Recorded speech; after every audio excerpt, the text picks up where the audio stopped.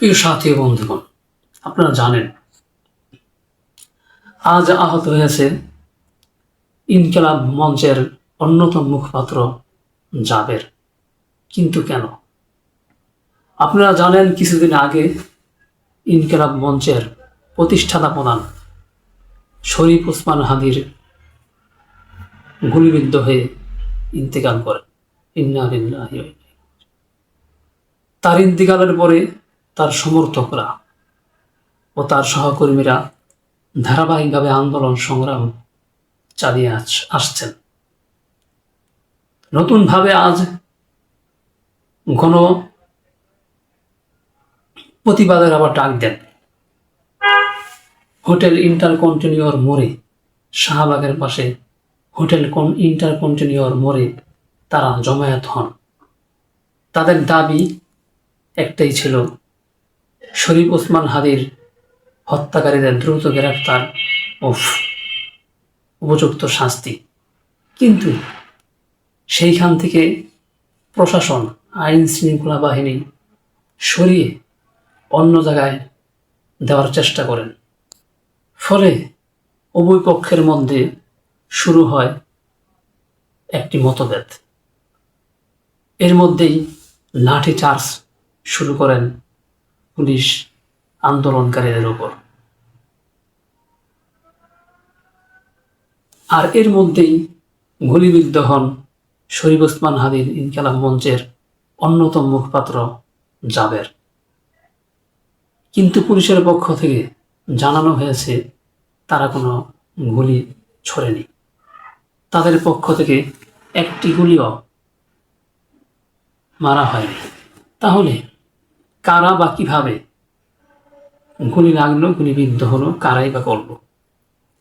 আমাদের কথা, যাদের থেকে এই গুলিবিদ্ধ হোক না কেন, সে প্রশাসন হোক, প্রশাসনের বাহিরে হোক, সন্ত্রাসী গুলি আক্রমণের শিকার হোক, যেভাবেই হোক সে শিকার হয়েছে, গুলিবিদ্ধ হয়েছে, সরকারের কাছে আমাদের উদাত্ত আহ্বান থাকবে, দ্রুত গতিতে আপনারা ওই সমস্ত চিহ্নিত সন্ত্রাসীদের দ্রুত গ্রেফতার করুন। কারণ শহীদ শরীফ ওসমান হাদির হত্যাকারীদের এখনো পর্যন্ত গ্রেফতার করা হয়নি। গ্রেফতার করার চেষ্টা করলেও গ্রেফতার করা সম্ভব হয়নি। আর উপযুক্ত শাস্তি তাহলে কিভাবে দেওয়া হবে? এজন্য আমি সরকারের কাছে জোর আহ্বান করব, দ্রুত হামলাকারীদেরকে গ্রেফতার করা হোক এবং উপযুক্ত শাস্তি প্রদান করা হোক। তবে দেশ জাতির আইন শৃঙ্খলা বাহিনীর উপর আস্থা ও বিশ্বাস বাড়বে, ভালোবাসা জন্মাবে। কিন্তু আমরা স্বাধীন দেশে যদি স্বাধীনভাবে কথাই না বলতে পারি, বিক্ষোভই যদি না করতে পারি, আর বিক্ষোভ করতে গেলে যদি কোনো সন্ত্রাসীর মাধ্যমে গুলিবিদ্ধ হই, আর সেই সন্ত্রাস যদি খুঁজেই না পাওয়া যায়, তাহলে আমাদের আইন শৃঙ্খলা বাহিনীর উপর, থানার উপর, বিচার বিভাগের উপর, রাষ্ট্রের উপর মানুষের, জনগণের আস্থা ও বিশ্বাস কমে যাবে। শুধু আমরা কাগজে কলমেই স্বাধীন থাকব, বাস্তবে আমাদের স্বাধীনতা থাকবে না।